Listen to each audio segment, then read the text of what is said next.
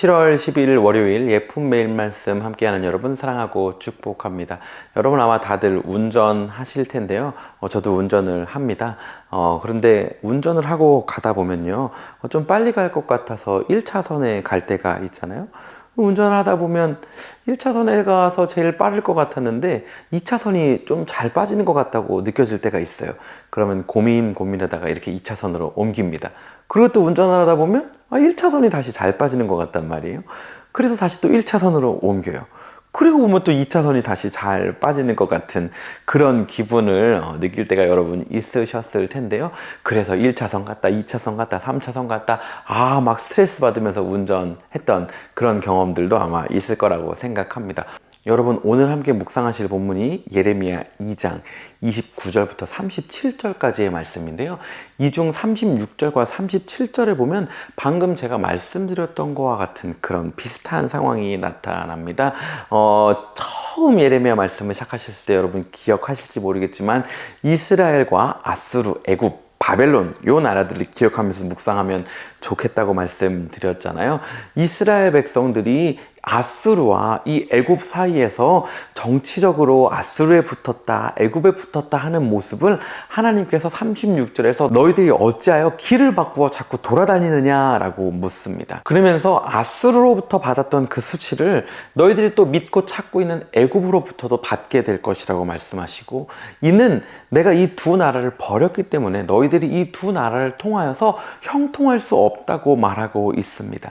지난 토요 모임에서 나누었던 하나님, 생수의 근원 되신 하나님을 놓아버리고 스스로 웅덩이를 파는 애굽을 찾고 아수르를 찾는 이것은 그 웅덩이에 물이 담기지 못하고 채우지 못하는 뚫려버린 웅덩이를 파는 것과 같은 모습이라고 말하고 있는 것입니다. 제가 지난주에 캘리포니아 여행을 할 수 있는 기회가 있었는데요.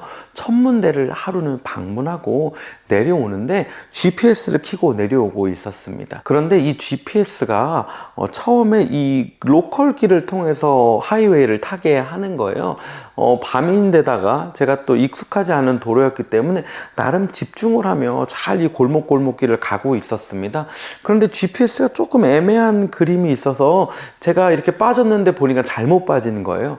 시간이 조금 늘어났어요. 또 집중을 하면서 막 한참 가는데 한 5분 이상을 운전했는데 확인해 보니 아까 잘못 빠졌던 그 길 때문에 다시 한 바퀴를 돌아서 처음 시작했던 그 길에 와 있는 걸 발견했어요. 제가 마음이 참 불편한 거예요. 피곤하기도 하고 밤이기도 했는데 또 이 길을 다시 가야 하나? 그런 생각이 들었습니다. 아마 오늘 묵상 함께 하시는 저와 여러분, 하나님 말씀대로 살고 싶은 마음이 분명히 있을 거예요. 생수의 근원 되신 하나님 버리고 싶은 마음이 당연히 없을 거예요. 애굽과 아수르를 붙잡아서 내가 채워지지 않는 그 웅덩이를 파고 싶은 그런 마음을 굳게 갖고 있는 분들은 아마 아무도 없을 거예요. 그럼 어떻게 하나님 말씀을 따라가야 하는 걸까요? 어떤 것이 생수의 근원을 붙잡는 것이고 애굽과 아수르를 따라가지 않는, 조금 뚫려 보인다고 길을 바꾸지 않고 정말 빨리 갈 수 있고 또 올바르게 갈 수 있는 그 길에 남아있는 것이 되는 걸까요? 여러분, 이스라엘 백성에게 있어서 아수르, 애굽, 사실 이것은 굉장히 현실적인 것이고 정치적으로 아주 당연하게 여겨질 수 있는 그런 액션들을 행하고 있는 것이었습니다.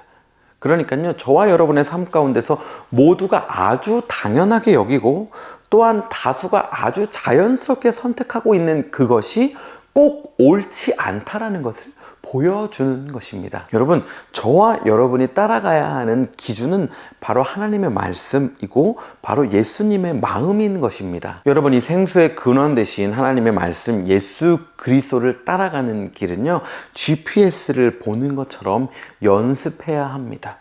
특히나 어두움 가운데, 천문대에서 내려오는 시간대와 같은 그 어두움 가운데 있을 때는 더 집중해야 합니다.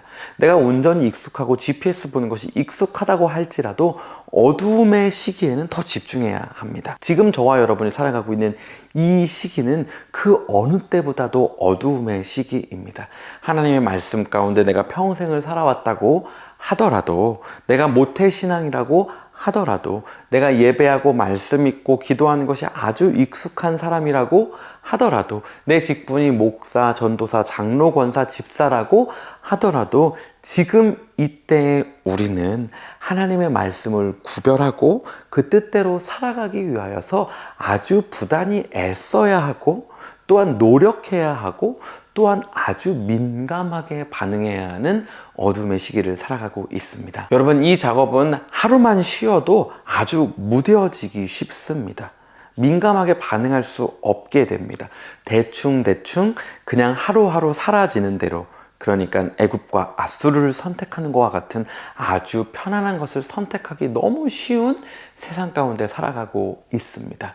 그리고 길을 실수해서 한 바퀴를 돌 때 우리 스스로 다시 그 궤도까지 일으키는데 너무 많은 에너지와 감정적인 소비가 일어나기가 쉽습니다. 여러분, 그것을 예방하기 위한 가장 좋은 효과적인 첫 번째 방법은 날마다 하나님을 찾고 묵상하고 도전하는 것입니다. 여러분, 힘들지라도, 시간 내기 어려울지라도 성경 읽고요, 묵상집 읽고요, 그리고 예품 매일 말씀 함께 묵상하며 삶에 도전하는 우리가 되면 좋겠습니다. 오늘 묵상하면서 생각나는 분들이 있다면 링크도 보내드리고, 또 메시지로 하나님의 말씀과 또 묵상한 것들을 함께 나누며 우리 서로 함께 격려하고 위로하고 힘내는 그런 하루 살기를 간절히 소원합니다. 그렇게 살 우리를 응원하며 오늘도 샬롬입니다.